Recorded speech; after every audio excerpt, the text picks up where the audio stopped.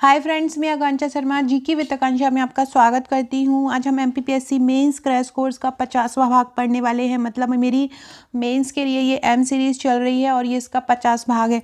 अगर आपने इसके पूरे क्वेश्चन देख लेंगे तो आपके बहुत सारे क्वेश्चन आप तैयार हो जाएंगे, आपके 11 नंबर के, 5 नंबर के, 3 नंबर के। तो आपको अगर ये पहले की वीडियो देखना है तो आप चैनल की प्लेलिस्ट में जाइएगा, वहाँ पे आपको एम सीरीज़ नाम से मिल जाएगा, मेंस एम सीरीज़। तो वो हमारे मेंस के क्रैश कोर्स के लिए। इसी प्रकार प्री के लिए पी सीरीज़ चल रही है। मध्य प्रदेश ऑब्जेक्टिव बहुत जल्दी लाने वाली हूँ, सॉल्व पेपर लाने वाली हूँ। इसके अलावा मेरे चैनल पर जिले वाइज मध्य प्रदेश जीके चल रहा है, एनसीईआरटी चल रहा है, ल्यूसेंट चल रहा है, मध्य प्रदेश स्पेशल चल रहा है, तो आप उसको देख सकते हैं। तो चलिए स्टार्ट करते हैं। आज के जो हम क्वेश्चन पढ़ने वाले हैं वो है बायोमेट्रिक्स प्रणाली को समझाकर उसके लाभ बताना है और बिग बैंग तकनीक क्या है। तो ये दोनों क्वेश्चन हम पढ़ने वाले हैं। ये अगर हम देखा जाए तो मेंस का जो हमारा पेपर 3 है, पेपर 3 में जो यूनिट 7 है विज्ञान तकनीकी, उससे संबंधित ये क्वेश्चन है, तो उसके ये प्रश्न रहेंगे। पहला है बिग डाटा तकनीक क्या है, इसके अनुप्रयोग लिखो। और जिनसे मैं आपको ये पढ़ा रही हूँ, ये जो नोट्स हैं ये मेरे विज्ञान तकनीकी का नोट्स है। जो आपको एक मेंस का आप जो पैकेज लेते हो उसमें आपको एक फाइल मिलती है विज्ञान तकनीकी। विज्ञान तकनीकी में आपका यूनिट 7 कंप्लीट रहता है, ऊर्जा वाला टॉपिक कंप्लीट रहता है और भूगर्भ शास्त्र, और एक ही फाइल में आपको मिलता है। और इसी प्रकार प्रश्नोत्तर श्रृंखला में हस्तलिखित कवर किए हुए हैं पूरे नोट्स। अगर आप मेंस की तैयारी कर रहे हैं तो आप हमारे मेंस के नोट्स ले सकते हैं। ये जो जिससे मैं आप पढ़ा रही हूँ यही मेंस के नोट्स का रिव्यू है। इसी प्रकार से फ्लो चार्ट का यूज़ किया हुआ है। जैसे कि आप देख रहे हैं ये रिव्यू है मेंस के नोट्स का, तो आप ये ले सकते हैं। मेरे मेंस के नोट्स के साथ आपको 25 व्हाट्सएप के ग्रुप मिलेंगे जहाँ पे आपको अलग अलग आंसर दिए जाएंगे, क्वेश्चन आंसर्स दिए जाते हैं। किस प्रकार से आप फ्लो चार्ट डायग्राम का यूज़ अपने आंसर्स में कर सकते हैं वो आपको वहाँ पे उन ग्रुप में दिया जाता है। अलग अलग सब्जेक्ट का अलग अलग ग्रुप रहता है पर्टिकुलर, जैसे कि पॉलिटी का अलग रहता है, ज्योग्राफी का अलग रहता है। ये हमारा प्री का पैकेज है। प्री में आपको इस तरह की 12 बुकलेट मिलती है। अगर आप प्री की तैयारी कर रहे हैं तो आप हमारे नोट्स मंगा सकते हैं। बिग डेटा तकनीक क्या है, इसके अनुप्रयोग लिखो। देखो बिग डेटा तकनीक क्या होती है कि छोटी छोटी सूचनाओं का बृहत्तम स्तर पर स्टोरेज है। क्या होता है बिग डेटा तकनीक? अब हमने बहुत छोटी छोटी सूचनाओं को एकत्रित कर लिया और उसका स्टोरेज कर लिया।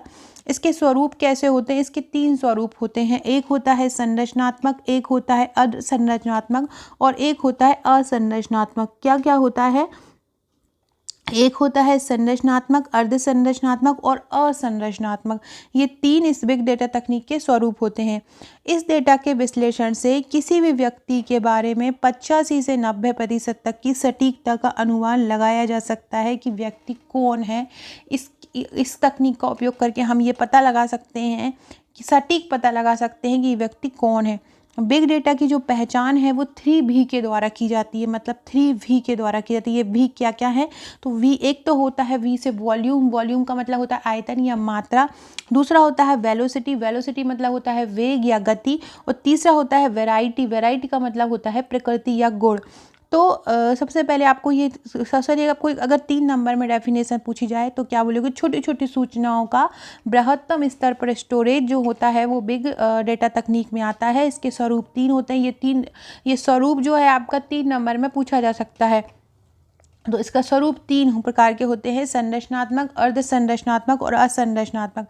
इस डेटा के विश्लेषण से हम किसी भी व्यक्ति के बारे में 85 से 90% तक की सटीकता का अनुमान लगा सकते हैं। बिग डेटा की जो पहचान है वो 3V के द्वारा की जाती है। वी मतलब वॉल्यूम, वेलोसिटी और वैरायटी।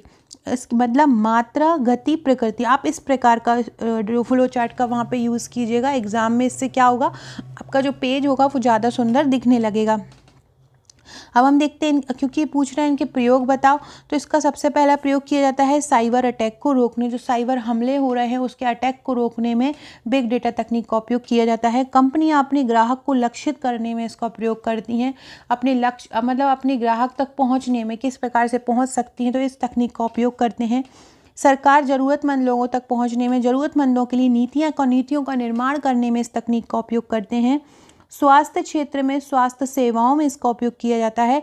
इसके बाद महामारी का अनुमान, जैसे वर्तमान में कोरोना वायरस का अनुमान लगाकर रोकथाम की जा रही है, ये इसी तकनीक के द्वारा इस तकनीक का भी इनमें भी उपयोग हो रहा है।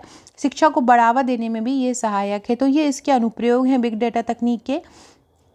कंपनियां अपने ग्राहक को लक्षित करने में इसका उपयोग करती हैं, सरकार इसका उपयोग करती है ज़रूरतमंद तक पहुंचने के लिए, स्वास्थ्य सेवा में इसका उपयोग किया जाता है, महामारी का अनुमान लगाने उपयोग किया जाता है, जैसे कि वर्तमान में कोरोना में किया जा रहा है। अगला है बायोमेट्रिक्स प्रणाली को समझाइए तथा उसके लाभ बताइए। अभी हमने क्या पढ़ा था, बिग डेटा तकनीक क्या है और फिर हमने उसके उपयोग पढ़े। अब हम इसको पढ़ेंगे बायोमेट्रिक्स प्रणाली। तो ग्रीक भाषा के दो शब्द, एक होता है बायो और एक होता है मैट्रीन। बायोस और मैट्रीन, जिसका अर्थ होता है जिंदगी और मापन, मतलब यह शरीर के माप और गणना के लिए प्रयुक्त तकनीकी शब्द है। बायोमेट्रिक्स का उपयोग किस लिए करते हैं, जिंदगी और मापन, मतलब माप और गणना के लिए प्रयोग करते हैं। इसमें किसी जीव की पहचान उसके शारीरिक और व्यवहारिक गुणों के आधार पर की जाती है। बायोमेट्रिक्स में जीव की पहचान कैसे की जाती है, शारीरिक और व्यवहारिक गुणों के आधार पर की जाती है। इसके लिए सेंसर की आवश्यकता होती है। किसकी होती है, सेंसर की आवश्यकता इसके लिए होती है बायोमेट्रिक्स प्रणाली के लिए। इसके दो प्रकार के कार्य होते हैं, कौन कौन से। सबसे पहला होता है व्यक्ति की शारीरिक जो विशेषताएं होती हैं उनसे संबंधित डाटा और आकृति को एकत्रित करना। जिसकी भी हमें पहचान करनी होती है, हम उस व्यक्ति से संबंधित जो उसकी शारीरिक विशेषताएं, उसका जो बाहरी स्ट्रक्चर है, उससे संबंधित डाटा और आकृति को एकत्रित कर लेते हैं। दूसरा है मानव व्यवहार के माध्यम से, शरीर प्रतिबिंब, उसको जो व्यवहार होता है उसके माध्यम से भी हम उसकी जानकारी प्राप्त कर सकते हैं। इसके लाभ क्या क्या होते हैं, लाभ पर, क्योंकि हम एक जैविक सिम्टम्स व्यवहार से पता लगाते हैं, तो इनका चोरी होने का कोई भय नहीं होता।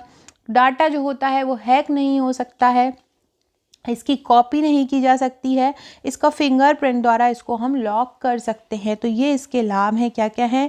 इसमें चोरी का भय नहीं होता है, ये हैक नहीं हो सकता है, इसकी कॉपी नहीं कर सकते हैं, फिंगरप्रिंट द्वारा हम इसको लॉक कर सकते हैं। तो इस प्रकार से हमने बायोमेट्रिक्स पढ़ा। बायोमेट्रिक्स प्रणाली क्या है, इसको शरीर के माप और गणना के लिए इनको प्रयुक्त करते हैं।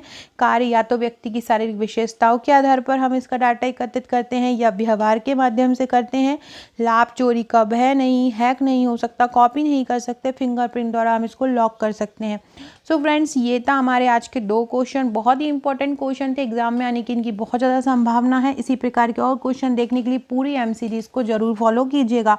वीडियो अच्छा लगे तो लाइक शेयर कमेंट जरूर कीजिएगा। Okay friends, thank you.